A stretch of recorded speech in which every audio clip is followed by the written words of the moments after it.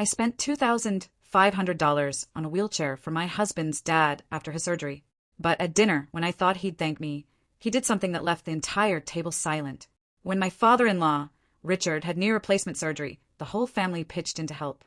He was 68, a proud man who'd worked construction most of his life, and he hated feeling weak. My husband, Mark, took time off to drive him to appointments.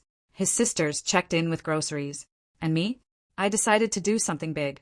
The doctors said Richard would need weeks, maybe months, before he could walk comfortably again.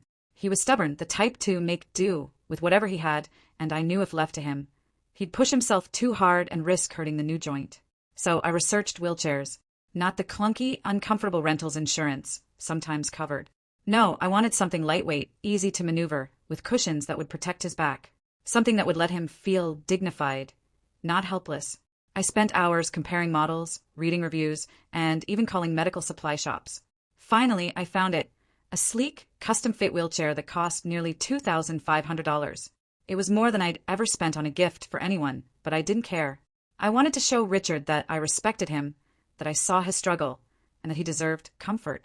When the chair arrived, polished and gleaming in its box, I felt a swollen of pride. Mark was surprised when I wheeled it into the living room. "You bought this?" he asked, eyes wide. "Yes," I said. "Your dad's done so much for us. This is the least we can do." Mark hugged me tightly. "He's going to love it." That weekend, we packed up the chair and drove to Richard's house for Sunday dinner. His sisters and Julie were already there, bustling in the kitchen. The smell of roast beef and garlic mashed potatoes filled the air. Richard was sitting in his recliner, his leg elevated, looking worn but still carrying that proud set to his jaw. "Hey, Dad," Mark greeted warmly. "We brought you something." I rolled the wheelchair forward, the silver frame gleaming under the dining room light. Richard raised an eyebrow. "What's this?" "A wheelchair," I said, smiling. "But not just any wheelchair. It's at the top of the line. Lightweight, padded, easy to use. It'll help you while you're recovering." The room fell quiet for a beat, and set down the gravy ladle. Julie looked between us. Mark waited, hopeful. Richard's face was unreadable. Finally, he leaned forward, resting his hands on his cane. "You spent money on this?" he asked slowly. "Yes," I said, still smiling though my chest tightened. "I wanted to make things easier for you." He exhaled heavily, shaking his head. $2, $500 on a chair?" I felt the blood drain from my face. "It's not just a chair," Mark said quickly. "It's the best. She did it because she cares." Richard's lips curled into something between a smirk and a frown. "You think I'm some invalid who needs pampering? I built houses with my bare hands. I don't need a fancy contraption." The words hit like stones. "Dad, that's not what you meant," Mark began. But Richard cut him off, his voice rising. "While you're throwing away money on nonsense, who's paying the bills? Who's making sure you two have a future? Did you even think about that?" The table was silent. Anne's eyes flicked away. Julie cleared her throat, but said nothing. I sat frozen, the pride I'd felt hours ago twisting into humiliation. Before we continue, please subscribe to the channel and write in the comments about which country you're watching this video from. Enjoy the story. Richard leaned back in his chair, waving a dismissive hand. "Take it back. I won't use it. I won't sit in something that makes me look weak. Next time, ask before you waste money trying to make me feel like an old man." No one moved. No one spoke. The gift I had thought would bring us closer had turned into a weapon, one aimed right at me, and dinner had only just begun. The silence after Richard's outburst stretched longer than it should have. The only sound was the ticking of the old wall clock above the mantel. My hands rested in my lap, fingers trembling, but I forced myself to stay still.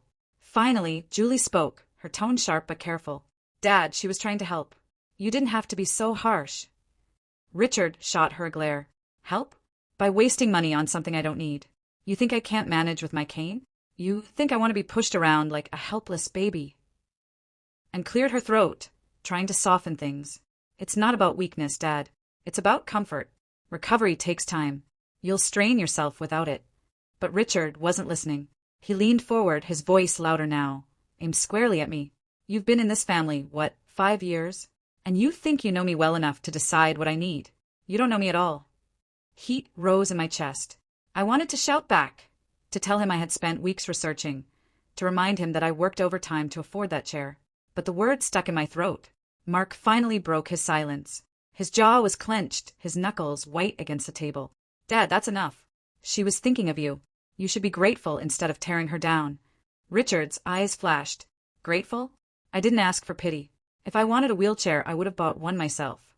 Mark slammed his hand on the table, making the plates rattle. You didn't have to ask. That's the point. She thought of you. She cared. And you embarrassed her. The room was thick with tension, and pushed her food around her plate.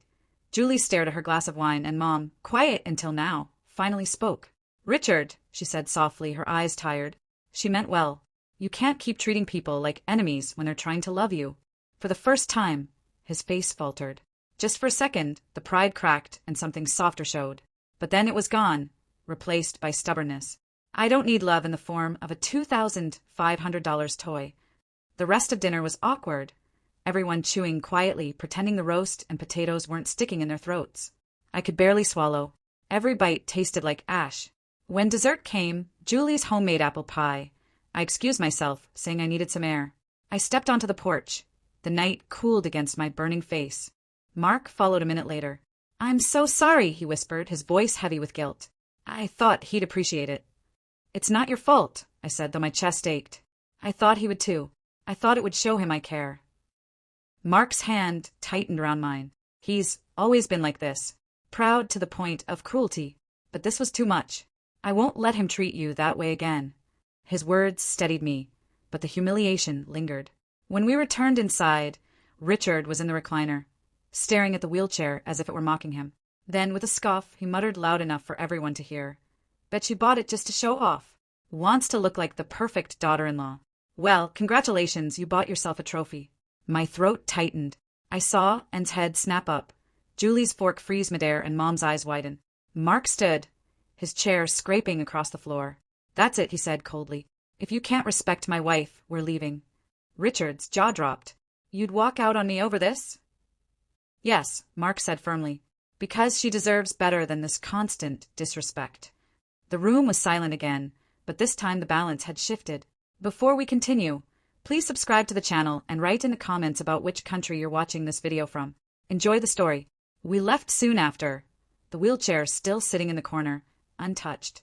As we drove home, headlights cutting through the dark, I stared out the window, my mind racing. I had tried to do something kind, something generous. Instead, it had opened a wound in the family no one wanted to admit was there. But deep down, I knew the story wasn't over. Because Richard wasn't the type of man to let things go quietly. And what he said the next time we saw him would cut even deeper than his rejection. The ride home that night was silent. Mark kept his eyes on the road, his jaw tight, while I stared out the window, replaying every word in my head. A trophy. Show off. Waste of money. No matter how I twisted it, Richard had turned my kindness into an insult. When we finally pulled into our driveway, Mark turned off the engine and sat in the dark for a moment. I don't know what's wrong with him, he muttered. He's always been proud, but tonight that was cruel. I wanted to agree, but the pit in my stomach held me back. It wasn't just cruel, Mark. It felt personal, like he wanted to put me in my place.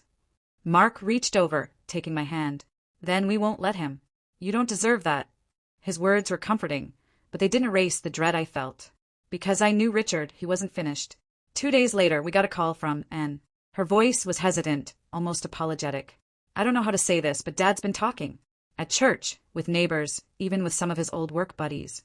He's telling people you're wasteful, that you bought the wheelchair to show off how much money you have. I nearly dropped the phone. What? And sighed. I tried to stop him, but you know how he is. Once he gets something in his head, he won't let it go. When I hung up, my chest was tight. It wasn't just humiliation anymore, it was reputation.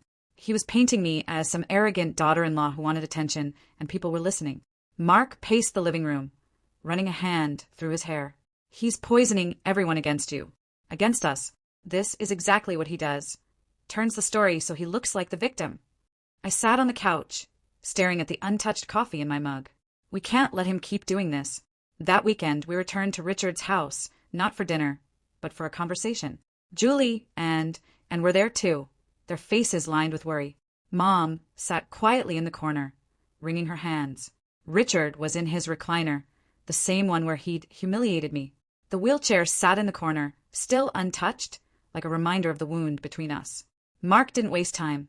Dad, we need to talk. Stop telling people lies about my wife. Richard scoffed. Lies? I told them the truth.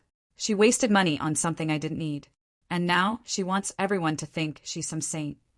I swallowed hard, forcing myself to stay calm. Richard, I didn't buy that chair for recognition. I bought it because I care. Because I thought you deserved comfort while you recovered. His eyes narrowed. What I deserve is respect. And respect means not making decisions for me behind my back. Mark stepped closer, his voice sharp. Respect goes both ways. She gave you a gift, and you humiliated her in front of the family. You've been trashing her name ever since. That's not respect. That's cruelty. The room went still. Julie cleared her throat, her voice hesitant. Dad, he's right. You've gone too far. You embarrassed her, and now you're embarrassing yourself. And nodded. Everyone at church is talking. They think you're being unreasonable. For the first time, Richard's face faltered. His pride cracked under the weight of his daughter's words. But instead of admitting it, he snapped back.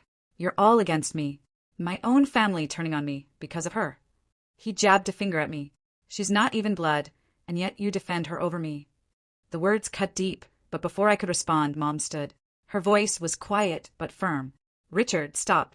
You're hurting everyone, especially her. She's your family too, whether you like it or not. The silence that followed was heavier than any argument. Richard's jaw worked, his eyes darting between us, but no words came. Before we continue, please subscribe to the channel and write in the comments about which country you're watching this video from. Enjoy the story. That night, as we left, the wheelchair still sat in the corner, untouched. But something had shifted. Richard's pride was cracking, even if he wouldn't admit it. And I knew the next move he made would either heal the family or break it forever. The following week was tense. Mark and I kept our distance from Richard, hoping the confrontation had been enough to quiet things down. But deep down, I knew it wouldn't last. The calls started on Tuesday. Julie rang first, her voice tight. Dad's been saying worse things. He told his poker buddies you only married Mark for security, and that you spend recklessly to make yourself look generous. My hands shook as I hung up. It wasn't just about the wheelchair anymore. Richard was rewriting my entire character. When I told Mark, his face turned pale with anger. He's trying to destroy your reputation. My own father. By Thursday, the whispers had spread further. A co-worker of Mark's, whose wife went to church with Richard, pulled him aside at the office. I heard your wife's the kind of woman who likes to flaunt money. Is everything okay at home? That night, Mark slammed his fist on the counter. Enough is enough.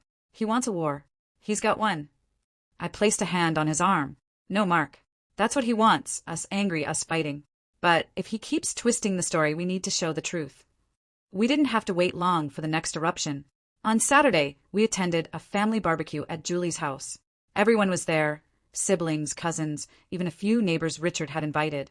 I felt uneasy, but Mark insisted. We can't keep hiding. If he wants to talk, let him say it to our faces. At first, things were calm. Kids ran across the yard, music played from a speaker.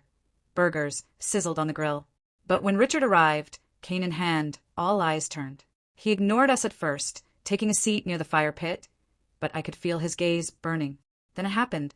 As the food was served, Richard raised his glass, his voice carrying over the crowd. Family, that's what matters most.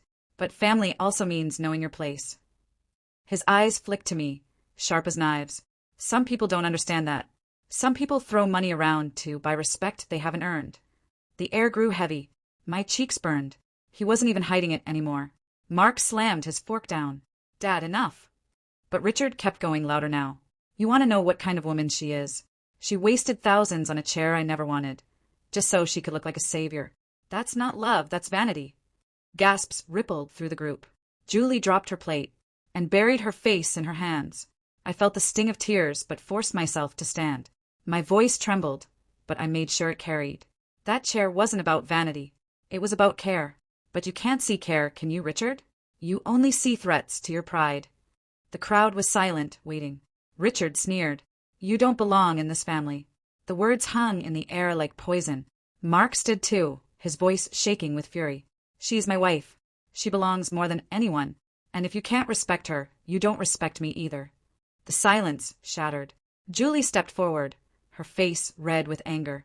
Dad, stop it. You're destroying this family, and for what? Because you're too stubborn to admit someone cares about you. And added, her voice sharp. Everyone sees it. Everyone knows you're the one causing the damage. Richard's face faltered. His grip on his cane tightened. He looked around, searching for allies, but no one spoke. The neighbors shifted uncomfortably, the cousins whispered, and even his old poker friends avoided his eyes. For the first time, Richard looked small. Before we continue, please subscribe to the channel and write in the comments about which country you're watching this video from. Enjoy the story. But then, instead of backing down, he shoved his chair back and stood, his voice booming. If that's how it is, then fine. You all want to side with me? Don't expect me to come around anymore. Don't expect me to need any of you. And with that, he stormed out of the yard, limping toward his truck. The wheelchair I had bought still sat untouched in his house. And now, it felt like the wedge that had split the family into two. The barbecue ended early. Everyone left shaken, conversations hushed, as though a storm had passed but left the air crackling. As Mark and I drove home, his hand gripping mine, I couldn't shake the feeling that something bigger was coming. Richard's pride wasn't broken yet, but it was about to be. The days after the barbecue were heavy with silence. No calls from Richard. No visits. Just a hollow quiet that seeped through the family like smoke after a fire. Julie checked in with us, her voice weary. He's sulking. Refuses to answer the phone. Refuses to see anyone. He says he doesn't need family who turn on him. Mark shook his head when I told him. He's isolating himself. He's done that before. But this time feels different. Different how? I wondered. Because this time he wasn't just shutting himself off, he was shutting out the truth. A week later, the phone rang late at night. It was Anne, her voice urgent. He fell, she said. Tried to get around the house with just his cane. Slipped in the kitchen.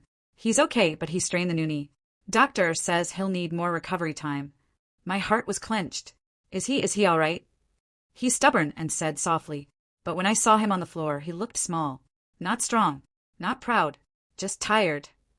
For the first time, I felt a flicker of compassion break through my anger. The man who had torn me down was still human, still frail, still hurting. The next evening, Mark and I went to Richard's house. The air was tense as we stepped inside. He sat in his recliner, leg elevated, bandaged, his cane propped against the armrest. His eyes flicked up at me, guarded as though bracing for a fight. I didn't speak right away. Instead, I walked to the corner where the wheelchair still sat, untouched, collecting dust. Slowly, I wheeled it closer and stopped in front of him. This isn't a trophy, I said quietly. It's not about showing off. It's about tonight like the one you fell. Moments when pride can't keep you standing. It's about keeping you safe. Richard's face was unreadable. He looked at the chair, then at me, then away. Mark's voice broke the silence. Dad, I love you, but the way you treated your own daughter-in-law was wrong. She spent her money, her time, her heart on you, and you threw it back in her face. Richard's jaw tightened, his hands gripping the chair. For a long moment, I thought he'd lash out again. But then his shoulders slumped, the fight draining out of him. I didn't want to look weak, he muttered. His voice was low, almost broken. All my life, I built things with my hands. I carried weight no man should carry. And now, one surgery, and I can't even walk to the kitchen without falling. I didn't want you to see me like this. The room was still. I took a step closer. Needing help doesn't make you weak. Refusing it, that's what breaks you. His eyes glistened, the pride cracking wider than I'd ever seen. He looked at the wheelchair again, then at me. I'm sorry, he whispered. For what I said, for what I told people. I was wrong. Before we continue, please subscribe to the channel and write in the comments about which country you're watching this video from. Enjoy the story. That night, for the first time, Richard allowed me to help him in the chair.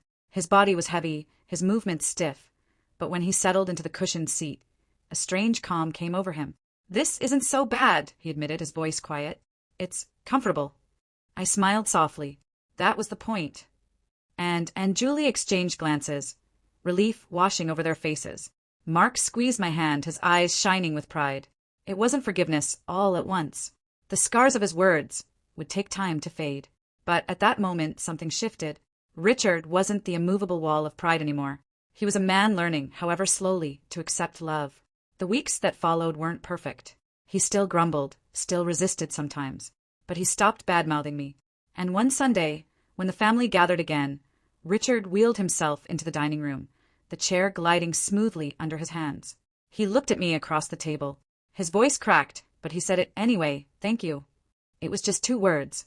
But after everything, the humiliation, the anger, the battles, they meant more than any speech could. That night, as I lay in bed beside Mark, I realized something. The wheelchair had cost me $2,500, but the real price had been patience, resilience, and strength. And in the end, it wasn't just a chair that Richard had accepted. It was me.